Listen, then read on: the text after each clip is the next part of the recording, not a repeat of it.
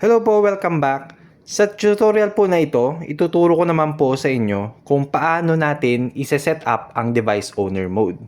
So, ang gawin po natin is i-ready po natin ang laptop natin at ang ating device. I-connect lang po natin yung ating device dito using a USB Type-C cable sa ating laptop. Punta po tayo sa settings ng ating tablet.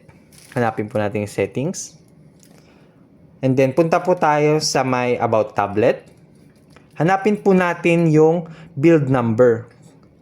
Sa ibang device po, iba rin nagpapakita. Pero, para po ito ma-activate natin yung developer options. So, click lang po natin ng maraming beses. Hanggang sa makita nyo po yung You are now a developer. Once na po yan, hanapin lang po natin yung developer options. Sa akin po, nasa systems. And ito pong developer options.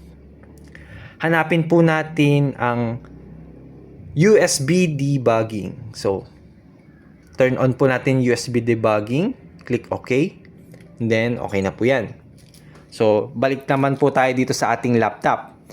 Para po ma-activate natin yan, search po muna natin. Kailangan po natin ang platform tools. So, search po natin platform tools. ADB. Yan. So, ang papakita po yung Android developers. So, ito po yung first link. Click lang po natin yung first link. Hanapin po natin ang Download SDK Platform Tools for Windows. And then, scroll down. Check mark po natin ito. And then, click download. Click download. Ayan. Once download na po, punta lang po tayo sa file na yon. Right click. And then extract po. Once extracted, punta lang po tayo sa folder na yon, platform tools. Ayan. And then dito po sa taas, makikita nyo po, pwede nyo po i-click yan sa taas. And then i-type po natin CMD. CMD. Ayan. After po nun, may magpapakita po na terminal. Click lang, open lang po natin terminal. And then, ipipaste po natin yung nakalagay sa description. So, ilalagay ko naman po sa description yung ipipaste po natin dito. Right-click lang po natin para ma-paste siya. After po nun, enter natin.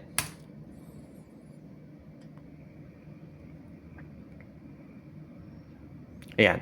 So, kapag nagpakita po yung success device owner set to package, yun po, okay na po siya. Pero kapag iba po yung nagpakita sa inyo, make sure na yung cable po ninyo is data cable at wala rin pong nakakonect na accounts dito. So, pag punta po kayo sa may accounts nyo, may mga nagpapakita pong account dito, i-remove po muna nyo yun bago nyo gawin ito. So, yun po. Balik po tayo sa app natin. Password. Ang password po ulit natin is 1234. Then, scroll down po. Makikita nyo po sa baba, remove device admin. So, ibig sabihin po nito ay activated na po ang ating device owner mode. So, kapag try po natin ipindot yung manage deep freeze apps, ayan, pwede na po natin ipindot. Ang gamit po ng manage deep freeze apps ay kapag nawala po yung power or kapag nagpakita na po yung insert coin, after a minute, yung mga accounts po na nakalagin sa mga apps na nakaselect dito ay kusa pong matatanggal. So, mare-remove po siya.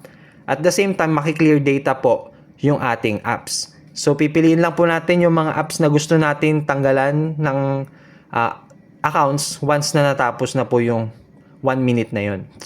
So, for example, may mga nag-login po, gusto pong auto-remove yung mga accounts sa Facebook. Select nyo lang po yan sa Roblox, sa TikTok, yun po, yung mga apps po na yun. Depende na po sa inyo kung ano po yung mga gusto nyo gawin. So, save lang po natin. Pwede na po tayo mag-change sa admin password. Check for updates. Click lang po natin yan. Mapakita naman po yung app is up to date. So, kapag wala pong new updates, yun po yung magpapakita. And then, papakita ko naman po sa inyo yung block settings. So, ito po yung kanina. Pag nag-scroll down po kayo, so ma-access pa rin po ng user yung ating settings. So, pwede po silang mag-modify dyan.